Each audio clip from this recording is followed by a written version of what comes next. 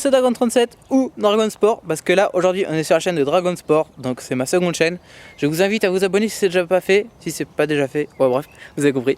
Et Dragon 37 aussi, abonnez-vous à celle-là parce qu'on est bientôt rendu aux 110 abonnés alors que je vous parle. Ça me ferait extrêmement plaisir de passer les 110 abonnés dans quelques semaines.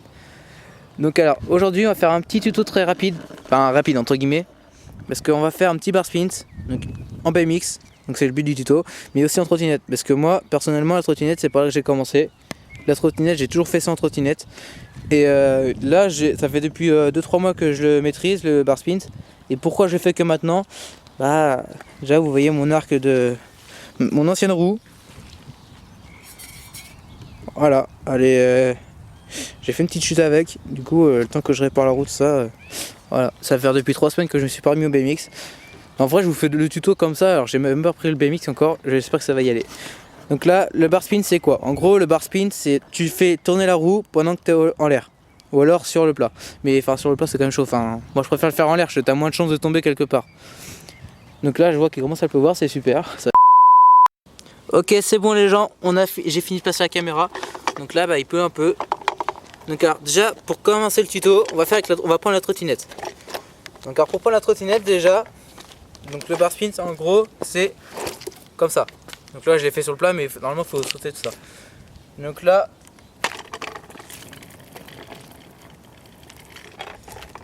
en gros quand tu es comme ça, tu vas venir sauter avec les pieds sur le deck hein. Donc tu sautes et tu fais comme ça. Donc je vous montre.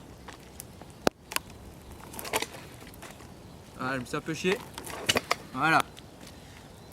Donc là vous voyez quand on regarde de près, ça donne ça. Donc maintenant, entraînez-vous déjà à faire ça plusieurs fois. Donc au début, ça va vous allez peut-être tomber un peu. Et vous allez voir, après c'est simple. Ou alors pour vous entraîner au début, faites ça. Moi, en BMX, j'ai fait comme ça au début. Parce qu'en trottinette, j'ai direct fait ça. Puis en BMX, j'ai commencé à faire ça d'abord. Donc là, déjà entraînez-vous. Donc pour ceux qui sont un peu plus chauds, commencez direct comme ça.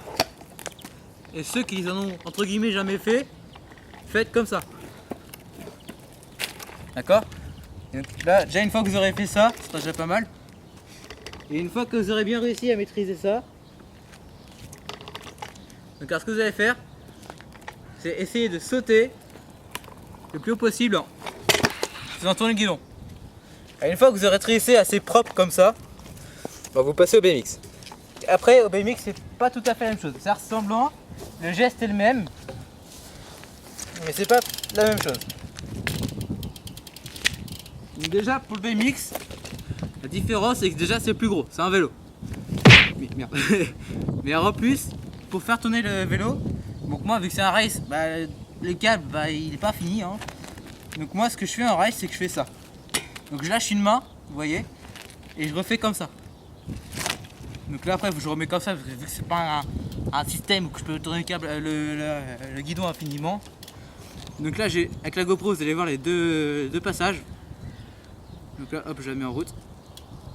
Voilà. Et donc du coup vous allez voir comment ça se passe. Déjà côté normal, déjà essayez de faire ça. Enfin, bien lever la roue avant quoi. Donc là vous arrivez. Là vous essayez de lever bien la roue avant. Une fois qu'elle est bien levée, vous essayez de faire comme ça. Et une fois que ça c'est fait,